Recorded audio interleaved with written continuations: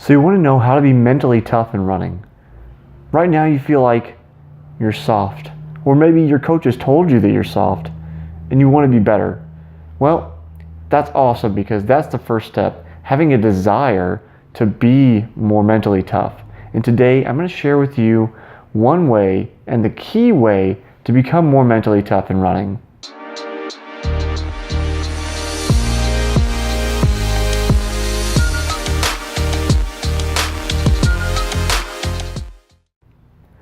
If you've ever met anybody that's really mentally tough, you seem to think that they just eat up the pain, that they love it.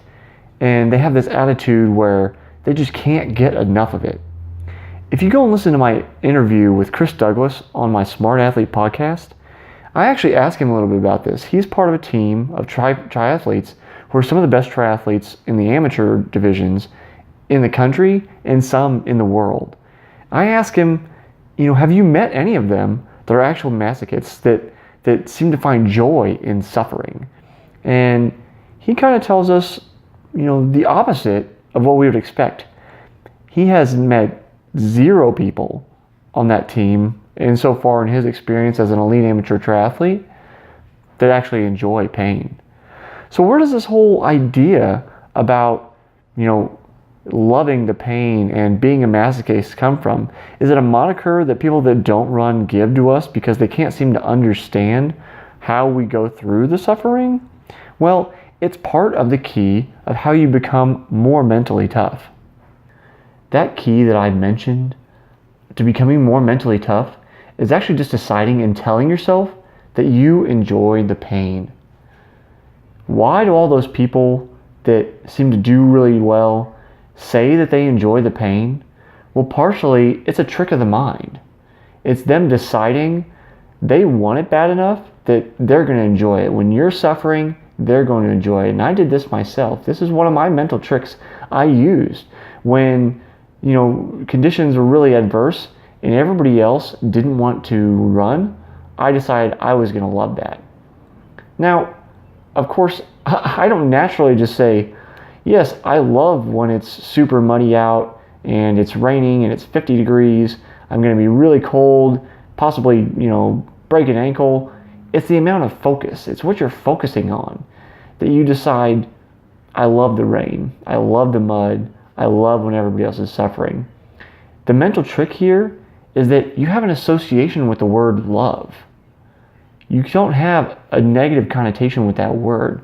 So when you decide, I love the rain, I love the adversity, I love the pain, and you tell those things to yourselves, it becomes easier for your mind to deal with the actual pain that you're going through.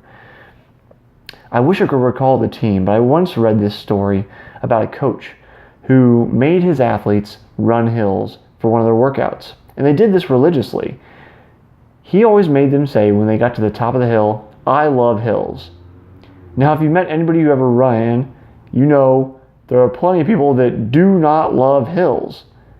But it's that trick, that mental trick where you're saying, I love hills, I love this, that your brain can't seem to deal with the contradiction between saying I love it and the dislike of the physical discomfort you're going through with the hills, and it makes it easier.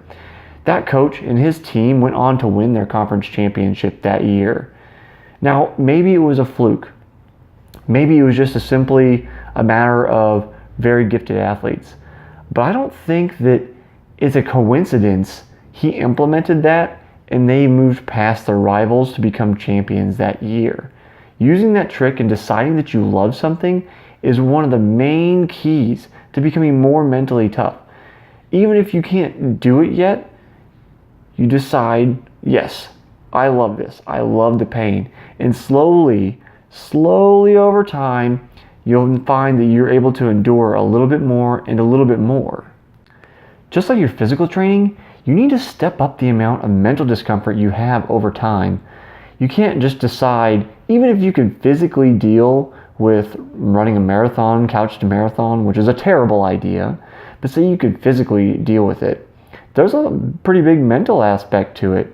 And a lot of that has to do with the voice inside your head saying, no, you can't do this. And I've talked about this before. It's that voice inside your head that doesn't want you to die. It's the innate voice that we all have trying to keep you alive, preserve energy, stay alive.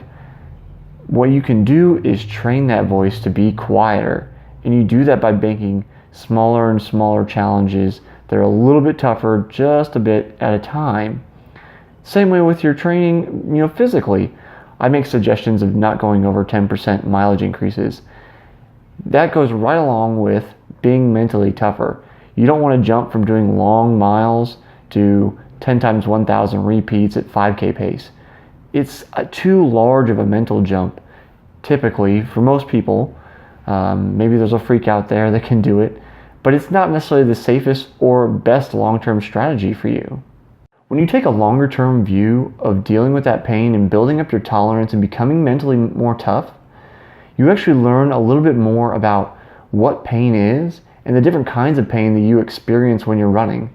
There's a different pain between being injured and muscular injuries versus skeletal injuries versus just normal muscular fatigue and the different levels of muscular fatigue.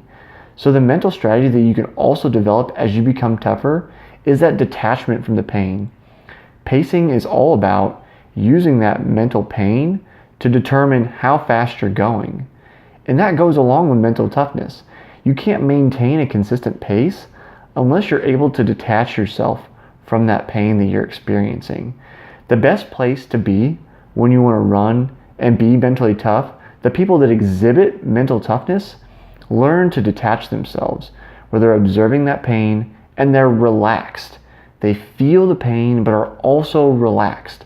That's why if you're running on the track, you're real stiff, your coach is looking at you and they're going, relax, relax, because you're tightened up. You're too caught in the moment. Your ego is trapped inside of that pain, and you have to allow yourself to detach from it. I know I could say detach 1,000 times and you're like, what do you mean? I talk about this in another video where I work on a mental strategy, but it has to do with mindfulness and being able to observe that pain.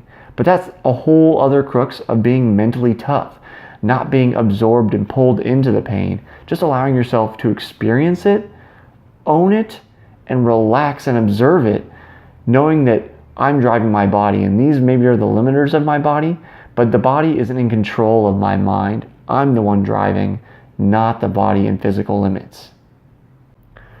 What's keeping you from being mentally tough? What challenges are you working with? Leave me a comment below the video. Scroll down there and leave me a comment. Let me know, what are you working on? What can I help you with to be more mentally tough? As always, don't forget to subscribe to the channel for more episodes of Runner's High. I'll see you next time.